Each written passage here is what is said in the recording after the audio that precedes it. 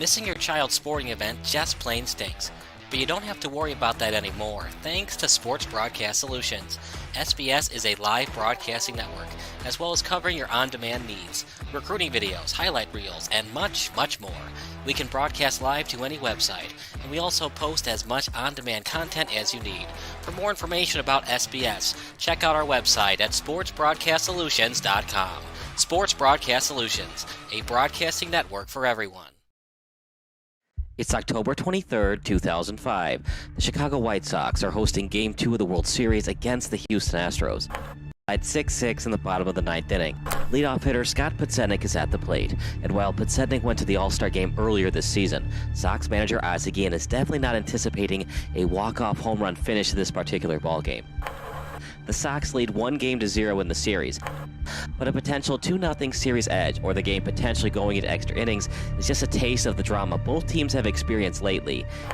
This is just the second World Series game in Astros franchise history, and for the White Sox, last night's Game 1 win was the ball club's first World Series victory since Game 5 of the 1959 Fall Classic. Houston, meanwhile, is still looking for its first ever World Series win. Therefore, a lot is riding on this 2-1 pitch, so let's rewind. Scott Podsednik, sometimes known simply as Scotty Pods by fans of the Southsiders, is starting to become a fan favorite. The White Sox had a formidable lineup of Carlos Lee, Bagley Ordonez, Paul Konerko, and Frank Thomas going into the 2005 offseason, but after finishing in second place to those pesky Minnesota Twins in 3 consecutive seasons, general manager Ken Williams pulled off one of the biggest blockbuster trades in Chi Sox history by dumping Lee's contract to the Milwaukee Brewers and acquiring the speedster in Podsednik. Just like that, Williams dumped a 30-homer, 100 RBI guy for the relatively unknown commodity in Podsednik. The theory was Podsednik would help bring a new dimension of speed and small ball mentality to the Sox. Williams wanted to change the direction of the franchise with a speedy and up-and-coming ball player who could frustrate opposing pitching staffs on the base pass, similar to what the Twins were doing with Lou Ford, Torrey Hunter, Luis Rivas, and Christian Guzman. And Williams' bold trade turned out to be a great one. The first half of the season saw Podsednik steal 4 bases in a game on 2 different occasions, with Scotty Pods making the All-Star team as the final vote candidate. His batting average hovered around 300, and he stole 59 bases for the Sox. The trade was still good for Milwaukee, as Lee finished with a career-high 32 home runs and 114 RBI. But the Brewers missed the playoffs in 2005, while the Palehosers won just their 4th division title since playoff reformatting went into effect during the late 60s. Williams actually changed the entire White Sox lineup. Frank Thomas was out most of the 2005 regular season and postseason due to a bone fracture. Ordonez signed with the Tigers during the 05 offseason. Jermaine Dye became the everyday right fielder, and Williams brought in 30-year-old Japanese rookie Tadahito Iguchi to become the everyday second baseman and 2-hole hitter. Iguchi became a key cog in the Sox lineup, with his 3-run homer in Game 2 of the ALDS against the Boston Red Sox being the climax of a very impressive 3-game sweep at the hands of the defending champions. Everything was different about this White Sox team. The mantra became win or die trying, as White Sox small ball, or Aussie ball, as was sometimes referred to in the Chicago Sun-Times and Chicago Tribune, became the team's identity. Instead of Lee cranking dingers to left field, Podsednik would steal bases, Iguchi would get him over, and Jermaine Dye or Paul Konerko would drive him in with the crucial RBI hit. However, the average baseball fan wanted to call it. The Sox overcame the odds and stopped the Twins from winning a 4th straight AL Central crown. But the White Sox actually had to go toe-for-toe, tick-for-tack with the Cleveland Guardians to see who would represent the AL Central in the playoffs. It was a crazy year for the Sox. By August 1st, the Palehosers were up 15 games on the Cleveland Guardians. Incredibly, that lead became a meager 1.5 games as the Guardians went 19-8 during the month of August. A turning point for the White Sox came on September 20th against Cleveland. Joe Creedy's walk-off home run in the bottom of the 10th increased the White Sox division lead to 3.5 games. It was a 2-win swing, and it gave the White Sox enough breathing room for them to hold for the division crown. Even more interesting, Cleveland missed out on the postseason entirely after its amazing run. The Guardians/Indians lost 6 of their last 7 games, allowing the Red Sox to sneak in as the wild card representative.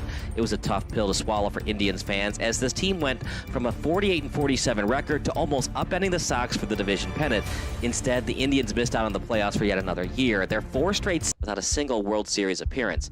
Prior to 2005, the Astros were basically major choke artists come October. In 1980, the Philadelphia Phillies won the Fall Classic, but it could have easily been Houston. Back then, the NLCS was only best of 5, and Houston led 5-2 of Game 5, entering the top of the 5th at the old Astrodome. Phillies scored 5 runs at the top of the 7th.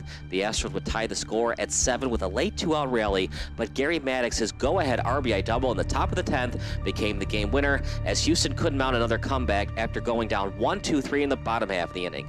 It was heartbreaking for the Stros, as they had Nolan Ryan on the mound in this do-or-die Game 5, but Ryan gave up 6 earned runs through his 7 innings of work. Philadelphia went on to win the 1980 World Series, a team which Houston had on the ropes during the National League Championship Series. Because of the 1981 player strike, there was a division series in the postseason. Houston won the second half of the year, so they got to face off against Los Angeles. The Astros won the first 2 games of the NLDS, but the 2-3 format allowed LA to host all 3 elimination games, and the Dodgers won a perfect 3-for-3 at Dodger Stadium. The Astros went ice cold to plate, as the Stros scored a mere 2 runs during all 3 games. And if you can believe it, the Dodgers went on to win the 1981 World Series. The 1986 NLCS was just as bad, if not more gut-wrenching for the Astros faithful. Mike Scott, the ace of the Astros pitching staff, was the NLCS MVP despite his team's losing effort. Dave Smith was anything but automatic as the Astros closer. Up by a run during Game 3 at Shea Stadium, he gave up a 2-run digger to Lenny Dykstra, propelling the Mets to a thrilling 6-5 walk-off victory. The Astros trailed 3-2 as the series headed back to the largest city in Texas. Theoretically speaking, Scott was so dominant in the series that Houston just had to win Game 6 to allow Scott to pitch in a winner-go-home Game 7. Bob Knepper was Houston's starter in Game 6, and he pitched 8 scoreless innings, but he showed signs of fatigue during the top of the 9th, and after he gave up 2 runs in the last inning of regulation, manager Hal Lanier decided to give Smith another shot at closer. Smith just flat-out stunk most of the series. He walked the first 2 batters he saw, paving the way for Ray Knight to drive in the game-tying run on a subsequent sacrifice fly. It was a crushing collapse, as the Astros were 2 outs away from forcing Game 7 with Scott on the mound. The same Mike Scott who had an ERA of .5 and walked just 1 batter during his combined starts in Games 1 and 4. The Astros fought hard the rest of the game. After the Mets scored a run on the top of the 14th, Billy Hatcher kept his team's season alive with a game-tying homer off the left field foul pole. But it wasn't meant to be for Houston, as the Astros gave up 3 runs in the top of the 16th. The Astros scored twice in the bottom half of the inning, but bullpen arm Jesse Orasco eliminated the extra inning rally by striking out Kevin Boss with a runner on second. After all that hard work, the Astros season ended in an MLB playoff high 16 innings. For the 3rd straight time, the team who defeated the Astros in the playoffs went on to win the World Series, as the Mets defeated the Red Sox during the '86 Fall Classic. From 1987 until 2003, the Astros never got any closer to a World Series appearance, and the Astros almost relocated to Virginia, as former owner Drayton McClain seriously considered selling the team to William Collins. The Astros played in Houston after Collins couldn't get a stadium in place, and Houston voters responded positively to a stadium referendum to avoid losing the Astros, just like they lost the Oilers. The Astros saw a resurgence in the late 90s and early 2000s, but the Atlanta Braves became Houston's kryptonite, as the Braves defeated the Astros 3 times during the National League Division Series, 1997, 1999, and 2001. 3 straight division titles from 97 to 99 didn't matter, as the Astros couldn't even win 2 games during the NLDS. They avoided the sweep until 2001, but they couldn't even advance to the NLCS in 1998 with Hall of Fame pitcher Randy Johnson on the roster. The 2004 Astros were a different story. Last season's ball club eradicated a 44-44 start to the year by going 46-26 down the stretch to win the NL wildcard. The Stros had to play against the Braves, but unlike the Larry Dierker-led squads, the Phil Garner-led Astros won the do-or-die Game 5 to advance to their first NLCS since 1986. While the Astros fought hard, losing the NL Central Division to the St. Louis Cardinals did in Houston, as the Cardinals won Game 7 at Busch Stadium. Even more soul-crushing, Houston led 3-2 in the series, but they lost both games in St. Louis, including a demoralizing 6-4 loss in 12 innings during Game 6.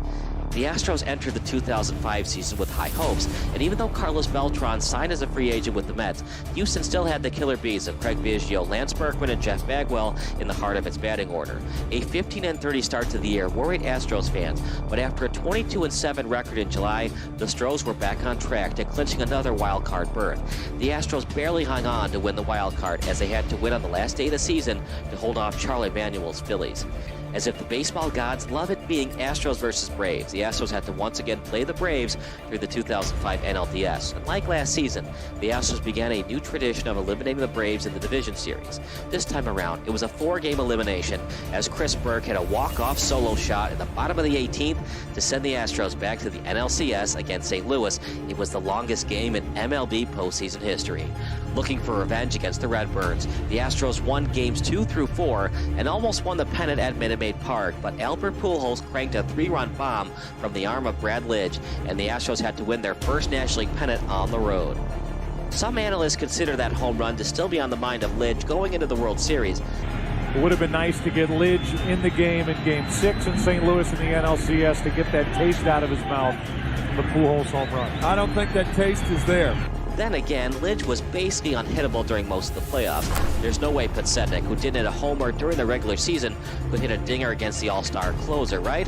And of all the people to give up a home run to Podsednik, Lidge would definitely be at the bottom of the list according to gamblers' odds.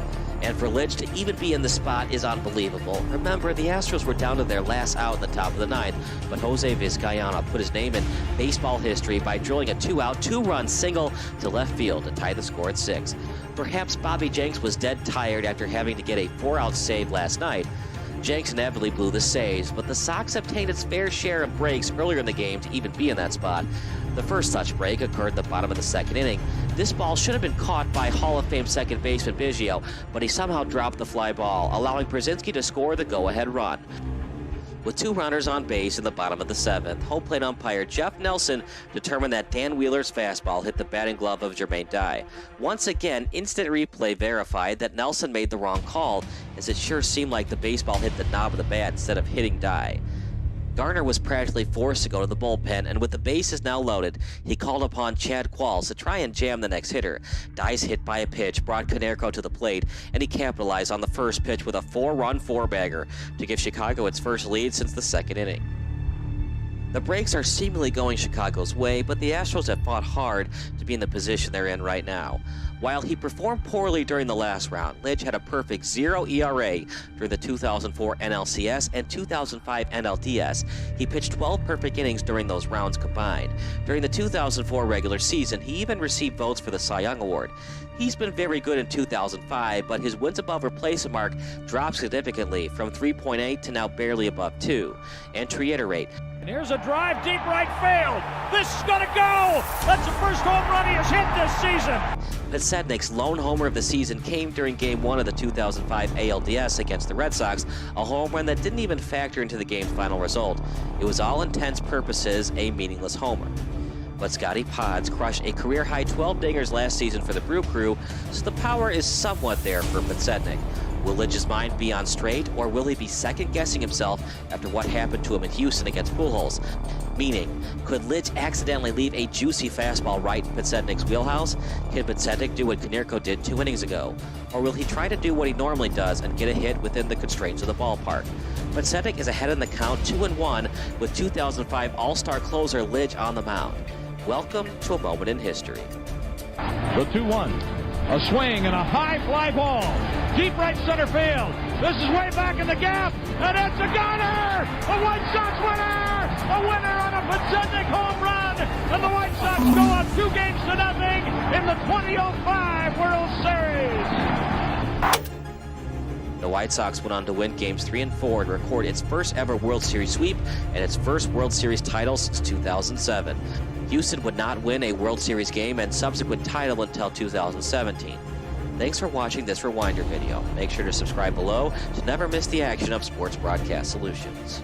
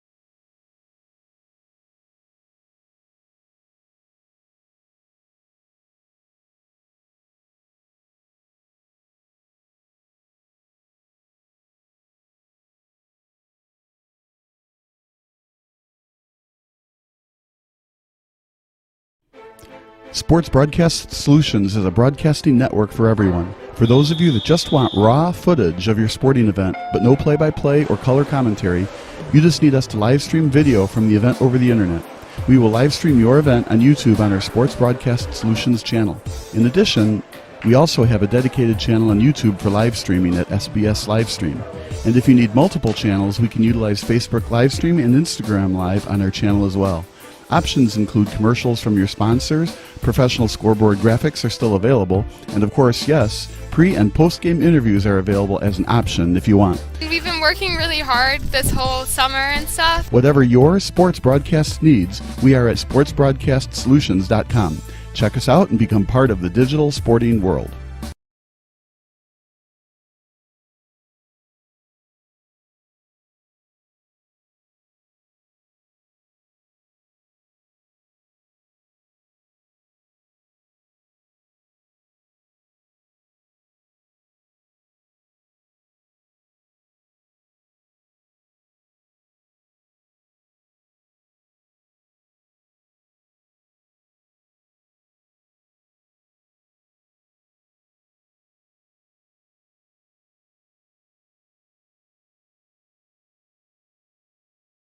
May 9th, 2010. Game 6 of the Stanley Cup Final is taking place between the Chicago Blackhawks and the Philadelphia Flyers. The final result will be an overtime win in Philadelphia. If the Flyers end up victorious, they'll still have to win a Game 7 in Chicago. It's a 3-3 tie in the first overtime, meaning this has been a moderate offensive explosion with some decent defense and goaltending squeeze in between this hockey contest. This is a huge game for Blackhawks fans, as their favorite hockey team has been a laughingstock in the Western Conference for most of the previous decade. For the Flyers, they're looking to bring back Stanley Cup glory to the city of brotherly love for the first time since the 1970s. To truly understand the importance of what happens next, we need to hit that left button on the VCR. In other words, we need to rewind.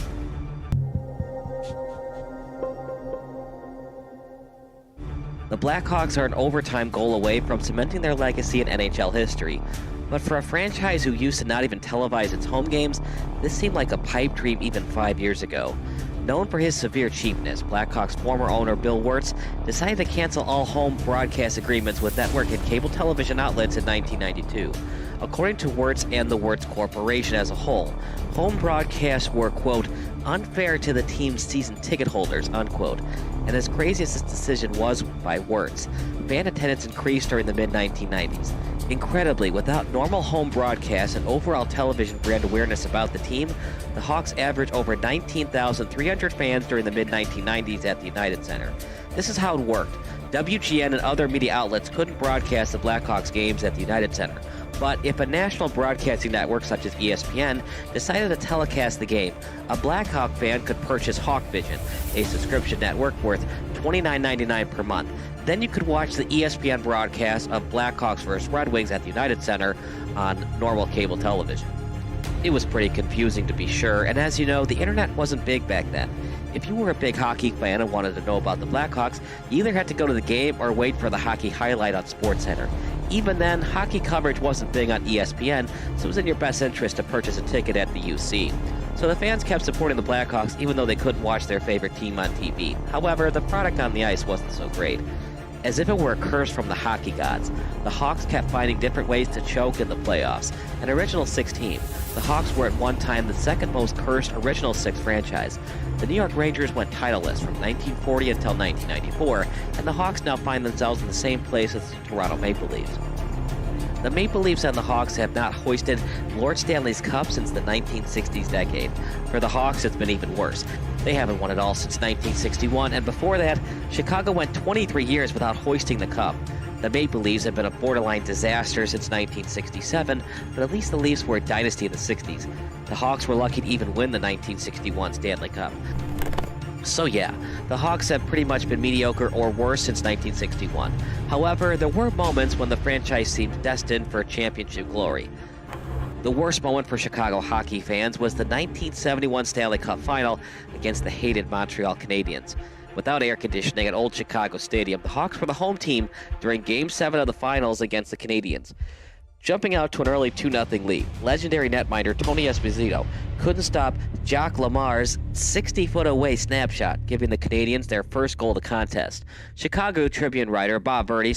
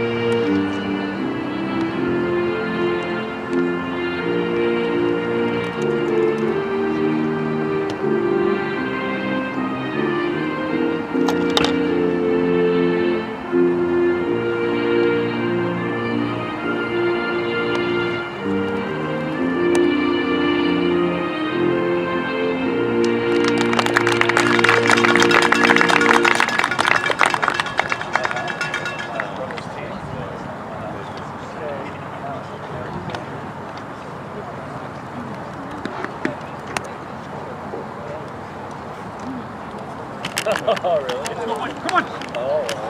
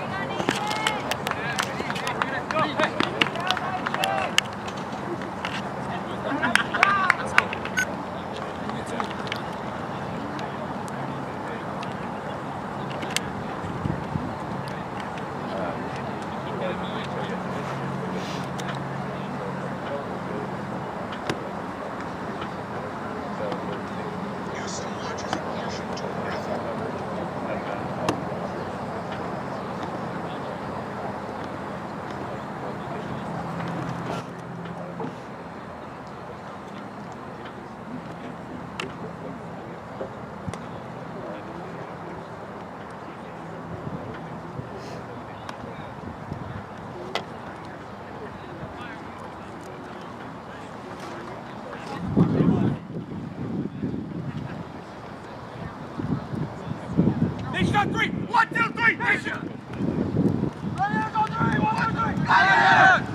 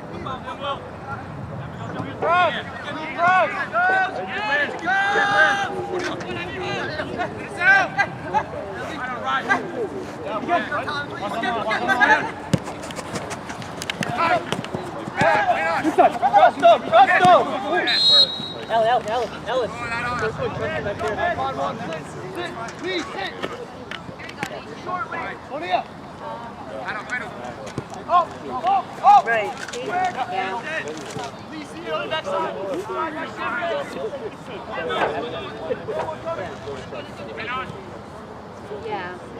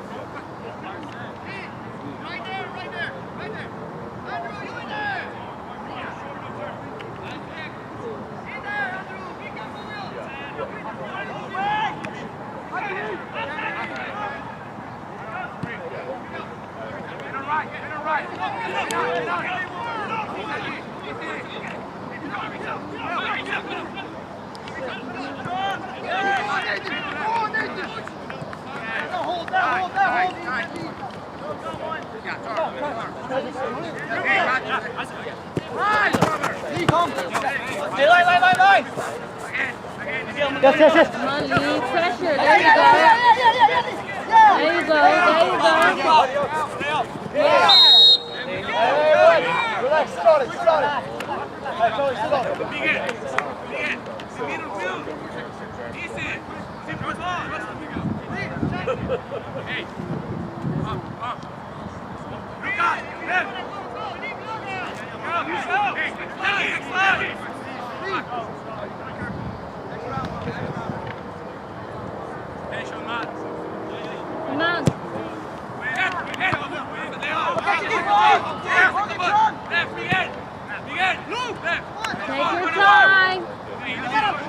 Come on. Take your time. Double. No turn. Hold on, that's our over here. Sorry, Mitchell, that one.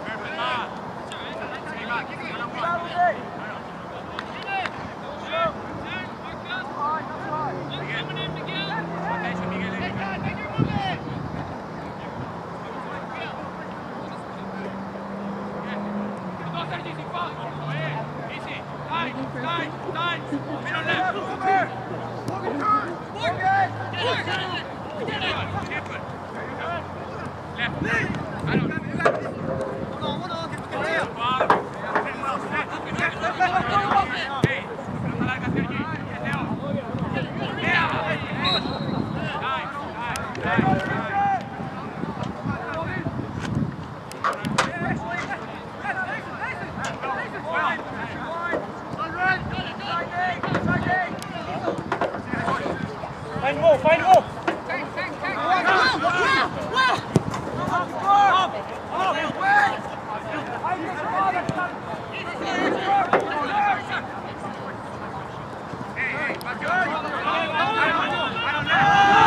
I don't know. Let me go.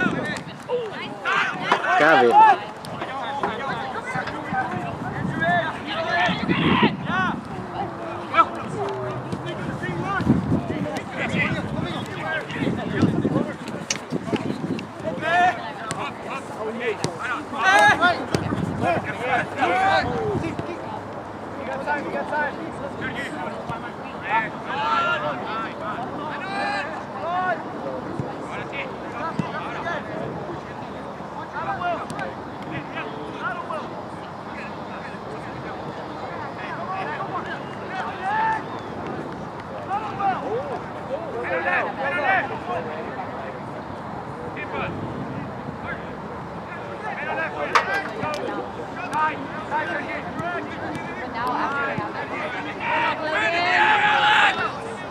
be careful! Be careful! Hey, what are you going to do?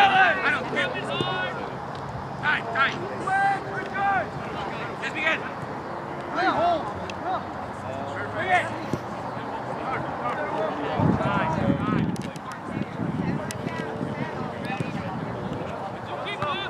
Hey! Take the ball! Hey! Good ball!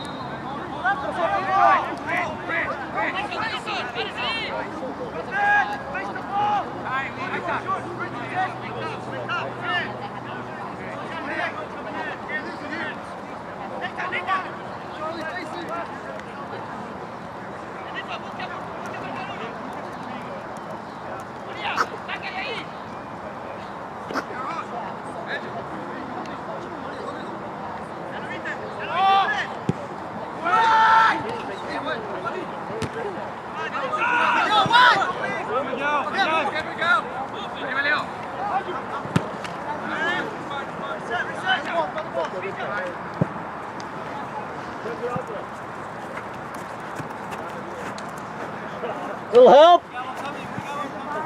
Got another ball or no? There are several over there. So make sure you know about it. Damn it.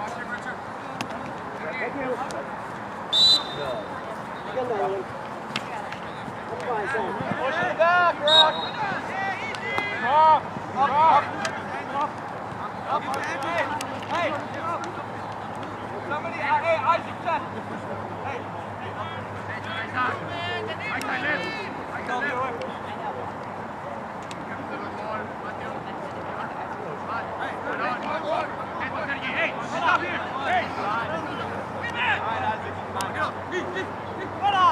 That's you, sideline. Perfect. Up.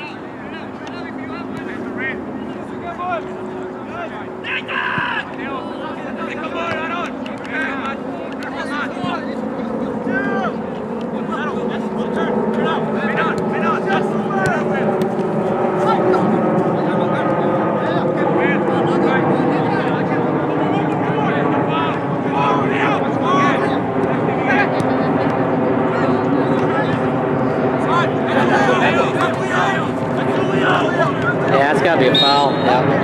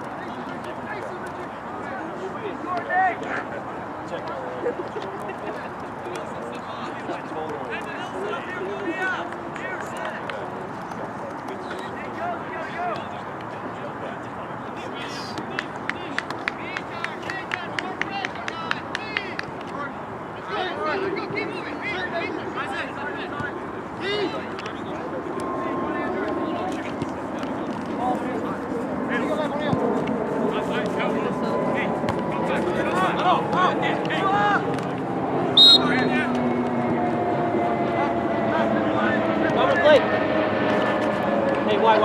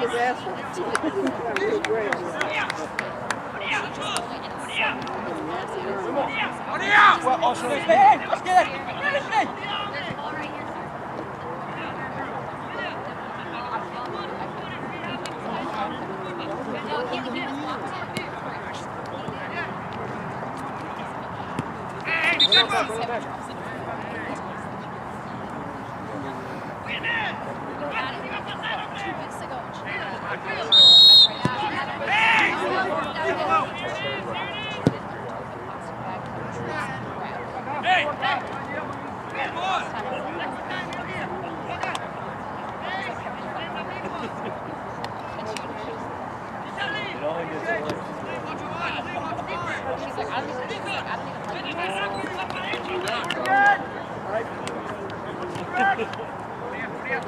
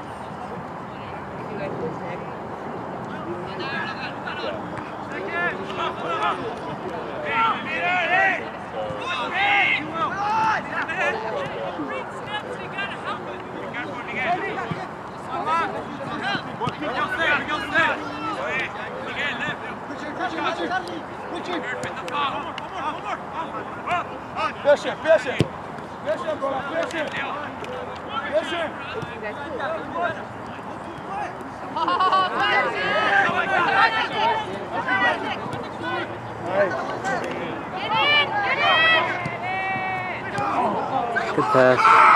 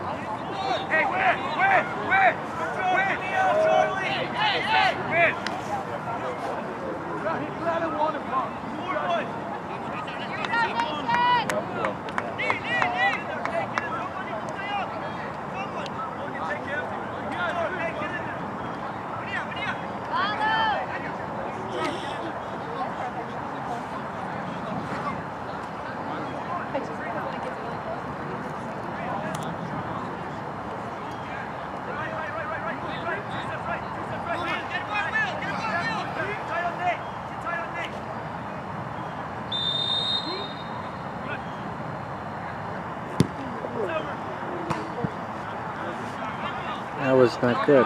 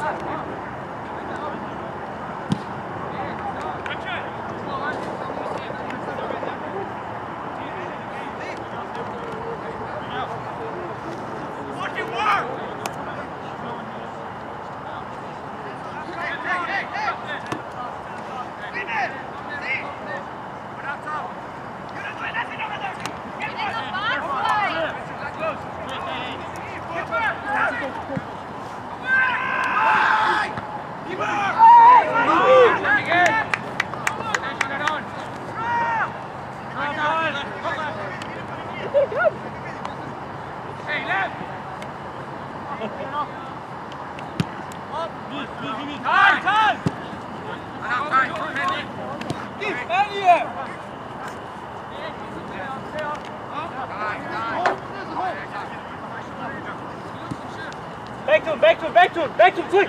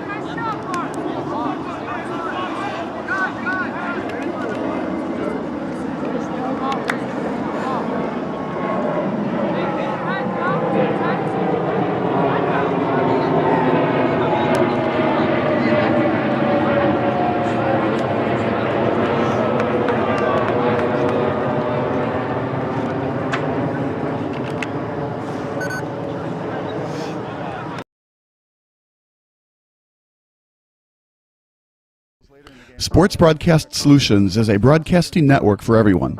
Let SBS broadcast your sporting event. We have experience and can generate excitement and permanent digital memories for your team. Tonight. That time, finally a goal for the Stampede! We have professional videographers using high-definition modern-day cameras, color analysts, and play-by-play announcers with state-of-the-art, classy graphical scoreboards to keep you updated. Plus, we have commercials to advertise your team, club, or sponsor, and us. Plus, we do pregame and postgame interviews. Hi, everybody, and welcome to the postgame show brought to you by Marion Central Catholic. My name's Kyle Smith, but my name doesn't matter. These young ladies matter. It's senior night as the Hurricanes win a battle down the stretch, 48-46. Hi, I'm Carrie Kramer. I swim 50 breast, 50 free, and 100 back. Whatever your sports broadcast needs, we are at sportsbroadcastsolutions.com. Check us out and become part of the digital sporting world.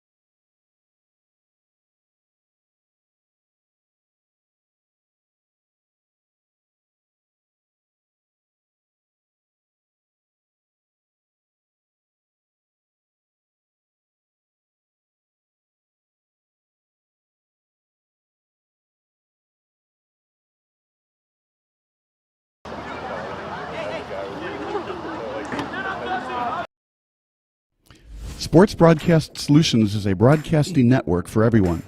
For those of you who would like to broadcast or live stream your event, or maybe make a highlight tape but would like a sponsor to fund the event, SBS has a myriad of ways to advertise your sponsor during our broadcasts. We have commercials. We have on-air reads by the announcers. Albatross Physical Therapy and Wellness specializes in pain-free. We have graphics. And we have watermarks. Finally, Sports Broadcast Solutions can create a commercial for you or your sponsor. Whatever your sports broadcast needs, we are at sportsbroadcastsolutions.com. Check us out and become part of the digital sporting world.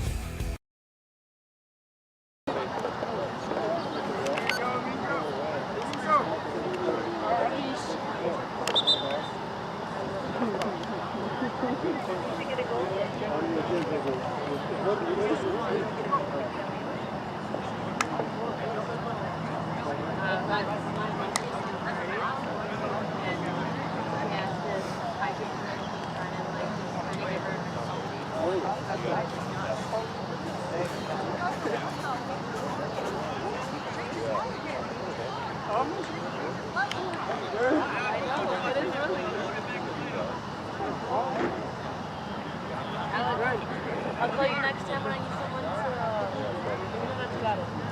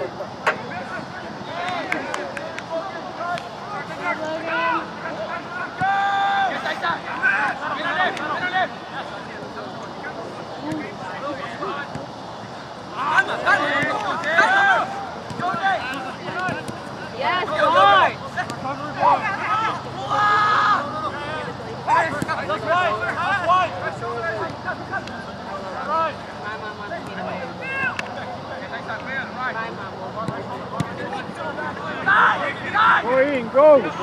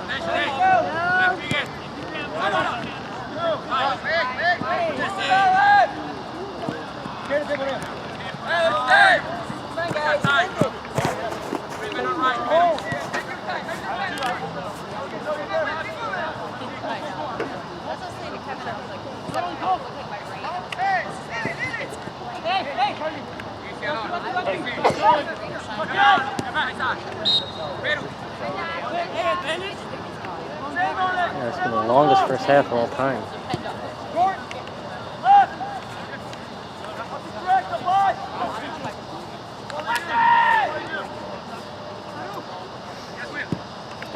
Watch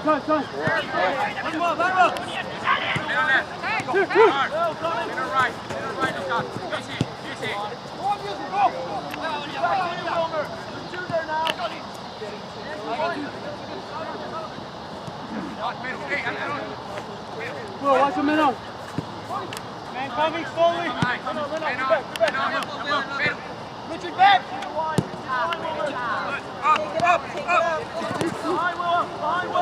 Look up.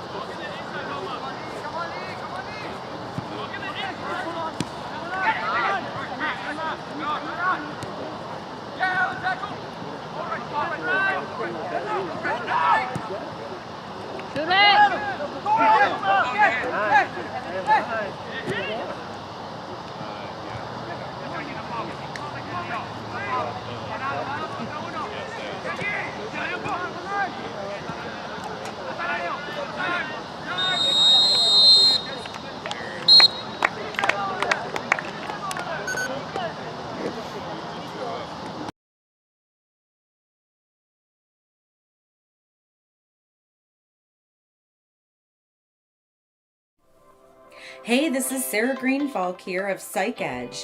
Do you want to learn how to improve your performance, improve your confidence, improve your resilience? Coming this fall, Psych Edge is releasing 5 workshop classes that will give you the skills to accomplish your goals with increased confidence and resilience. This is your opportunity to learn all the main psychological pieces of mental training in one place, plus the process I've developed to build these skills. Go to my website, psychedge.club, and sign up for my monthly blog emails, which will include the updates on the class release.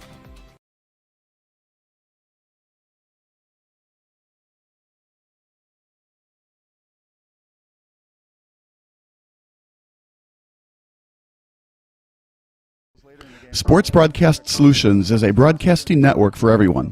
Let SBS broadcast your sporting event. We have experience and can generate excitement and permanent digital memories for your team. Tonight. That time, finally a goal for the Stampede! We have professional videographers using high-definition modern-day cameras, color analysts, and play-by-play announcers with state-of-the-art, classy graphical scoreboards to keep you updated. Plus, we have commercials to advertise your team, club, or sponsor, and us. Plus, we do pregame and postgame interviews. Hi, everybody, and welcome to the postgame show brought to you by Marion Central Catholic. My name's Kyle Smith, but my name doesn't matter. These young ladies matter. It's senior night as the Hurricanes win a battle down the stretch, 48-46. Hi, I'm Carrie Kramer. I swim 50 breast, 50 free, and 100 back. Whatever your sports broadcast needs, we are at sportsbroadcastsolutions.com. Check us out and become part of the digital sporting world.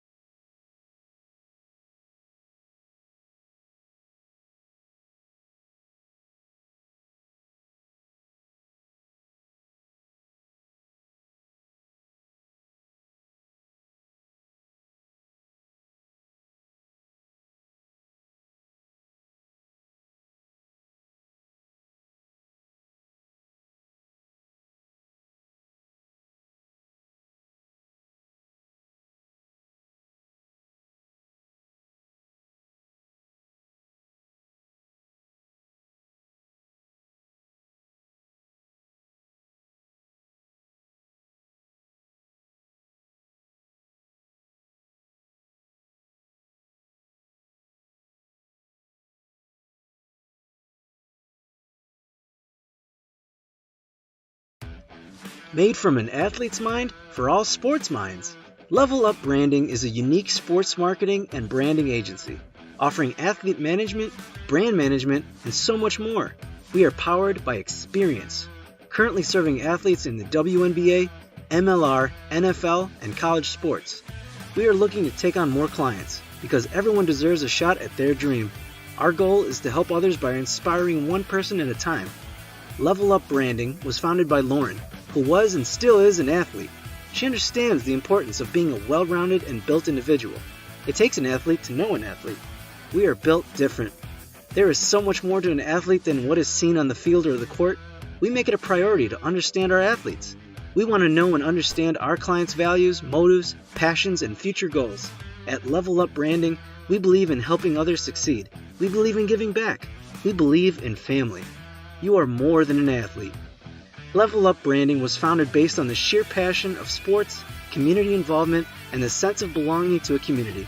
We were created from an athlete's innovative mindset and experience, and here to offer our services to like-minded athletes.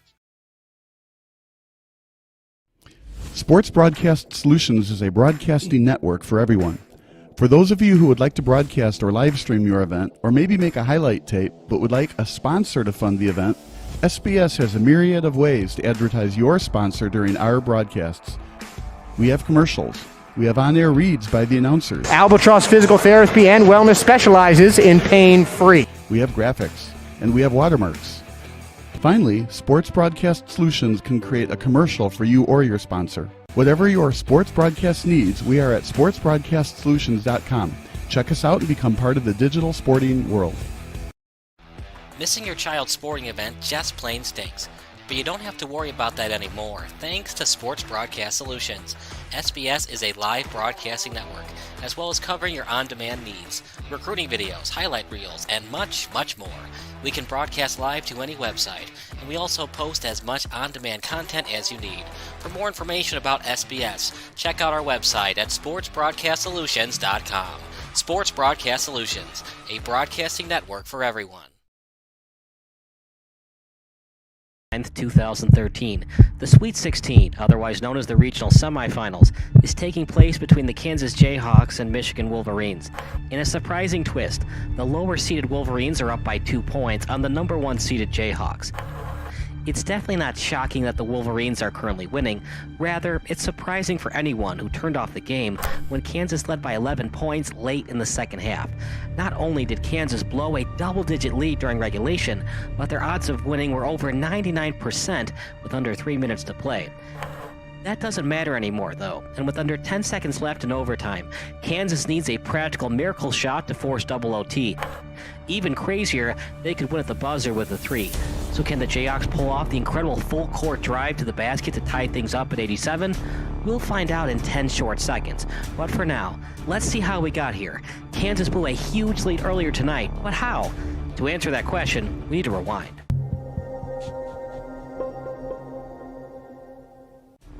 Remember when I said it's not shocking that Michigan is beating Kansas? Well, for starters, SB Nation only gave Kansas a 2-point edge.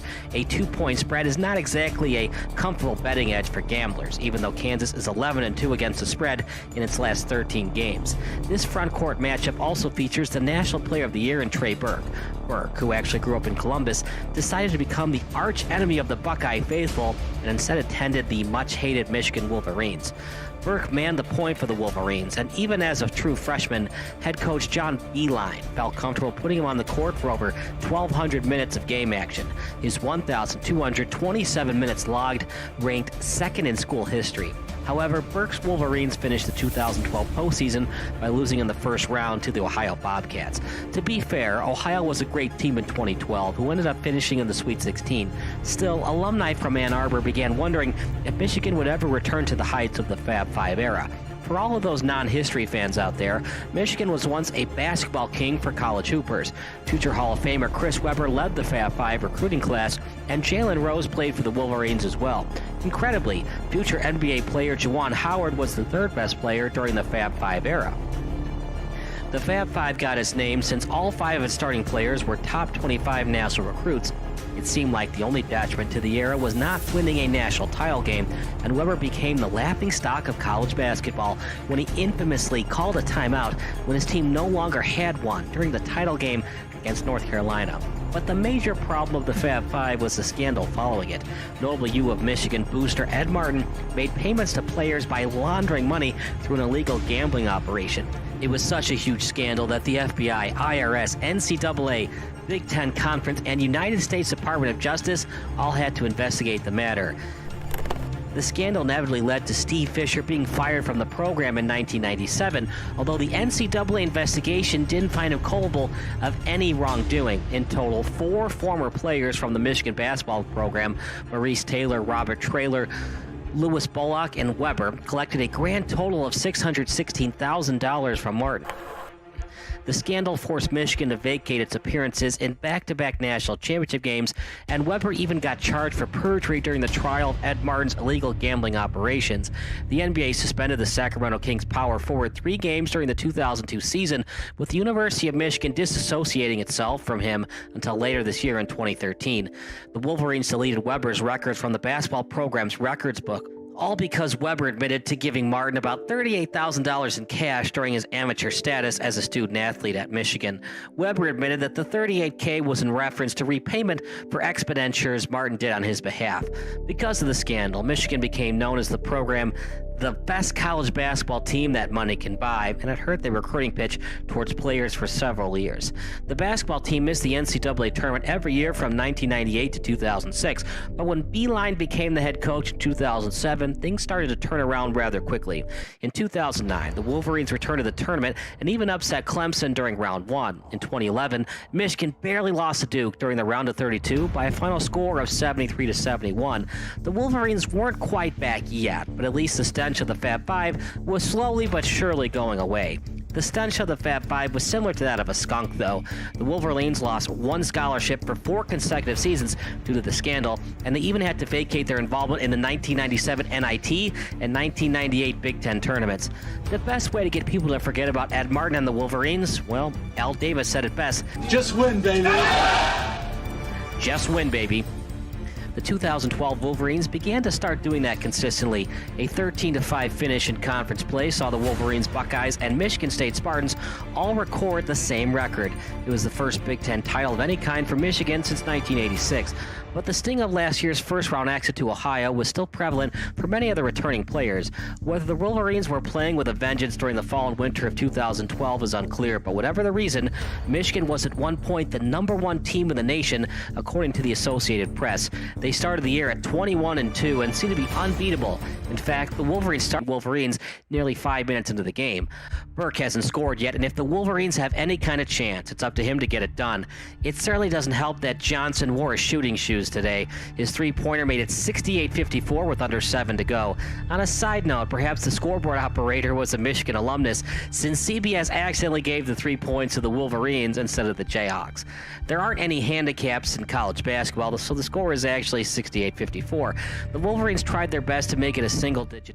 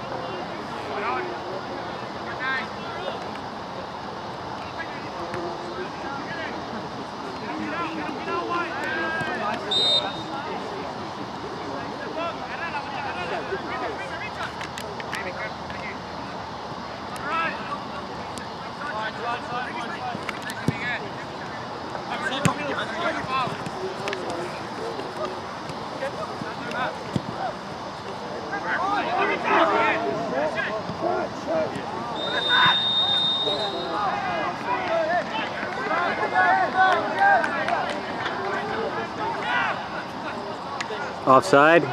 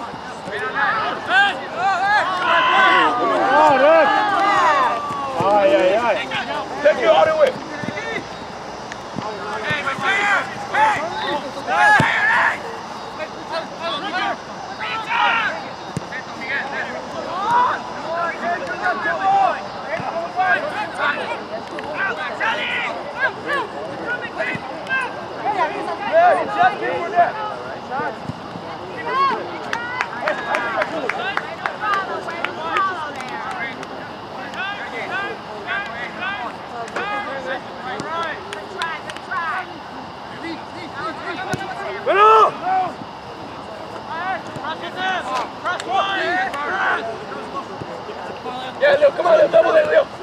Double, Leo, double. Come on, Logan. Watch out.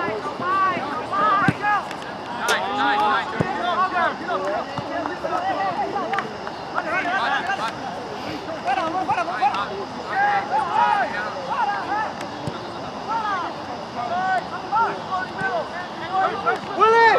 Whoa! So I think...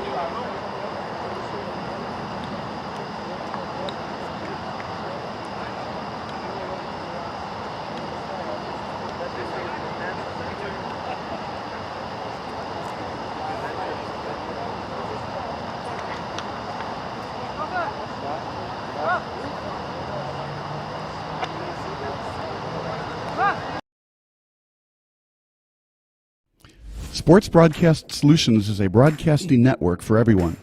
For those of you who would like to broadcast or live stream your event, or maybe make a highlight tape but would like a sponsor to fund the event, SBS has a myriad of ways to advertise your sponsor during our broadcasts. We have commercials.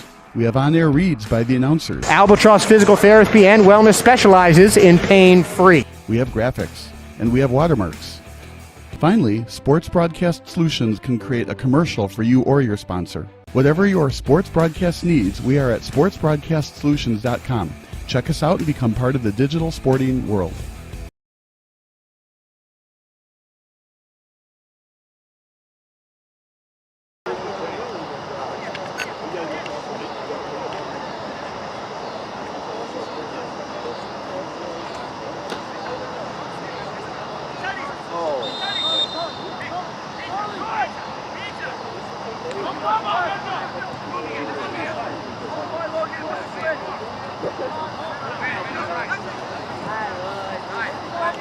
Drive, Matt, drive.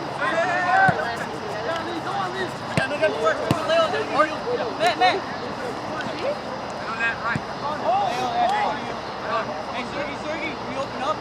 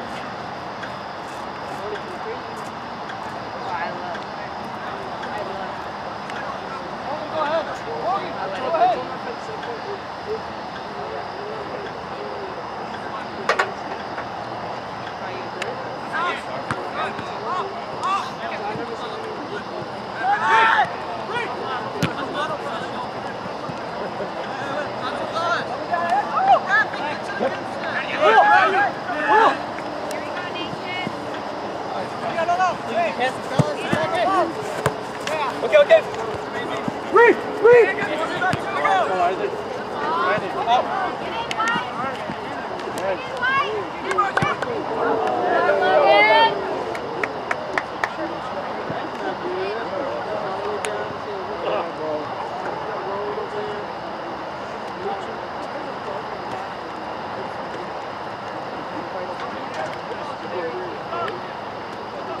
See, they came back without.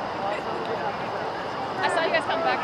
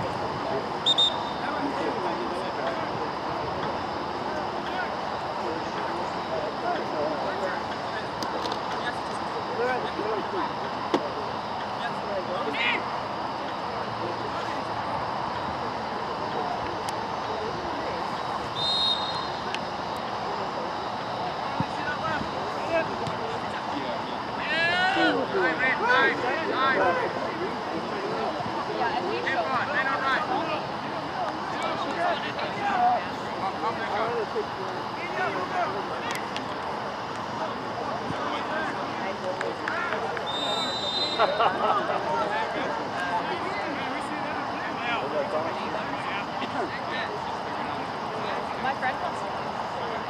Her mom made a pie to go with her sister. So she carried the pie on it, and then the seat next to her had pieces of the pie on the seat next to her. That was Abby's homework. I'll tell you, she brought us fresh eggs. But that was on a plane. That was driving.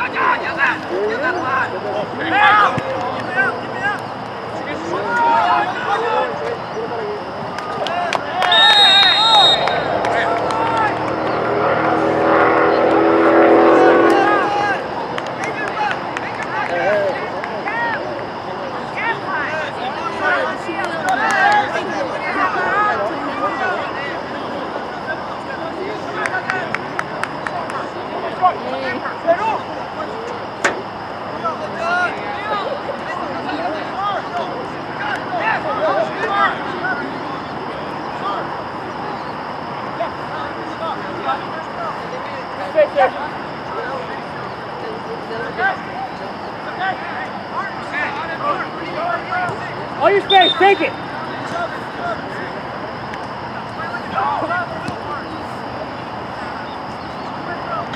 Hey,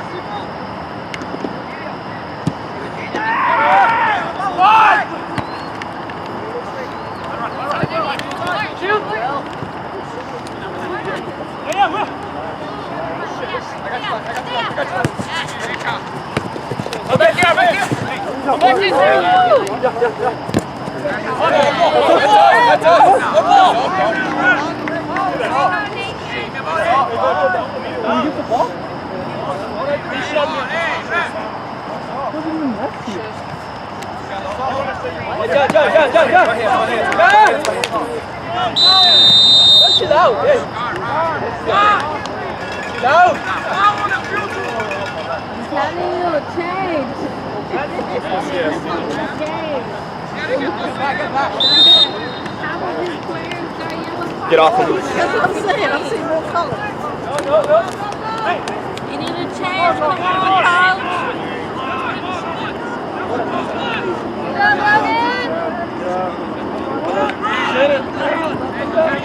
When half players are giving yellow card to change,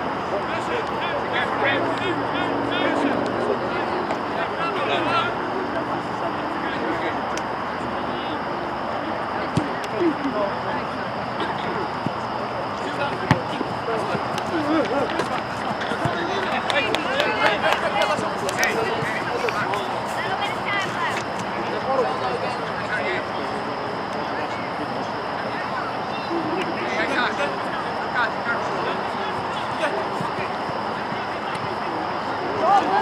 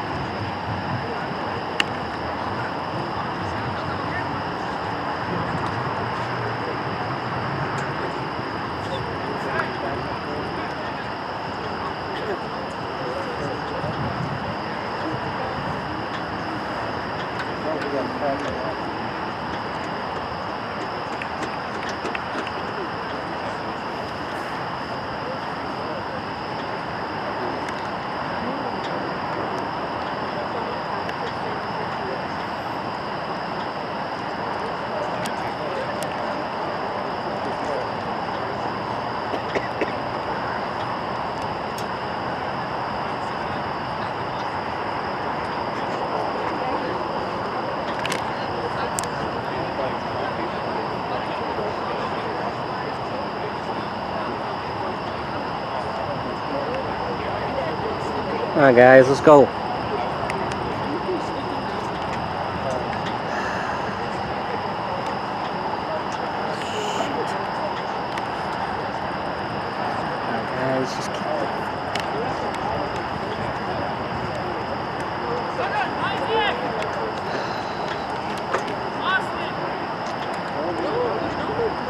ridiculous. Just kick the ball.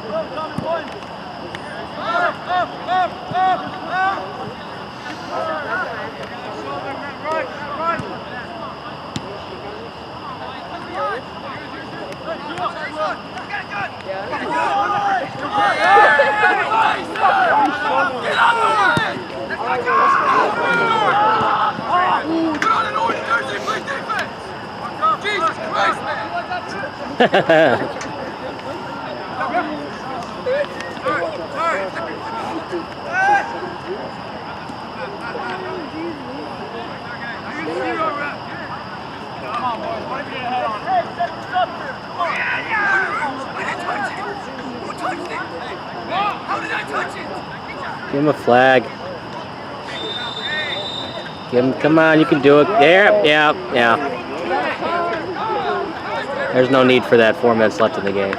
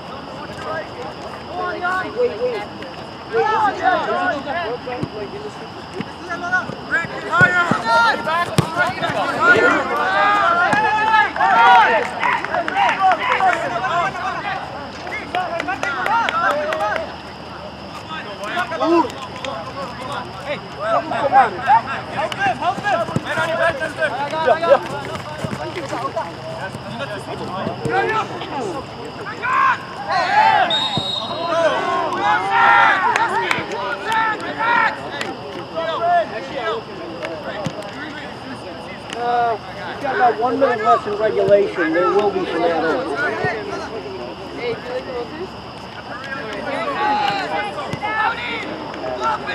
Pull the goalie. Go for broke.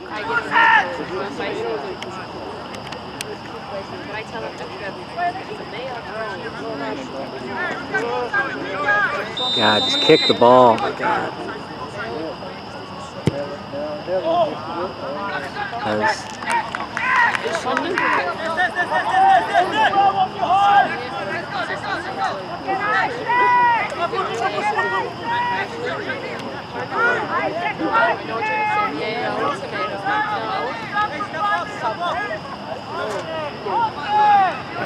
All right, man.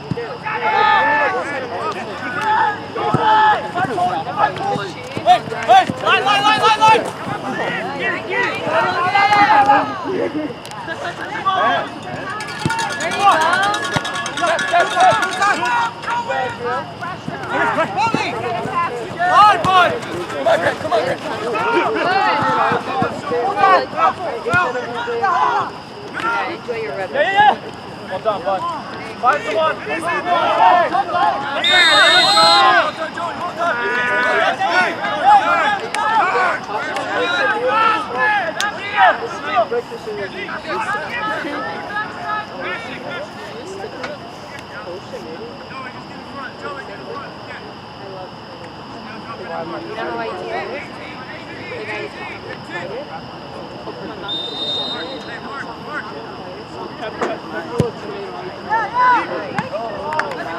Just kick it out of bounds. Go, Isaac, go. Hey,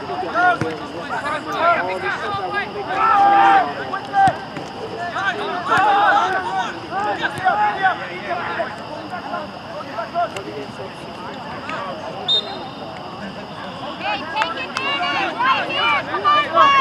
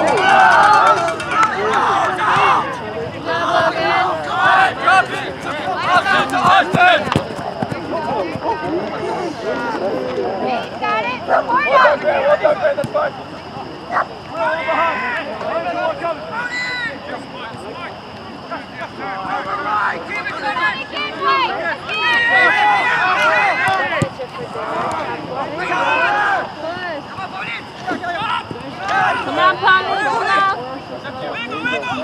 There you go. He sent it to you. He's on E now. He's got it. Beat it, baby. There you go.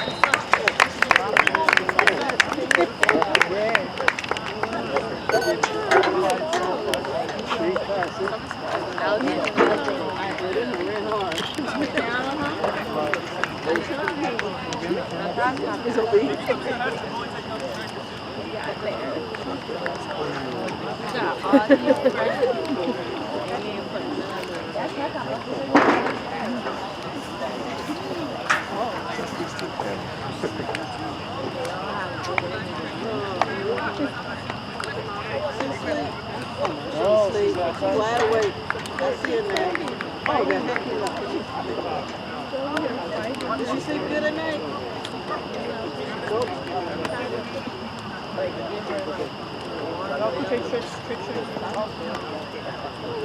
She's gonna miss out on something.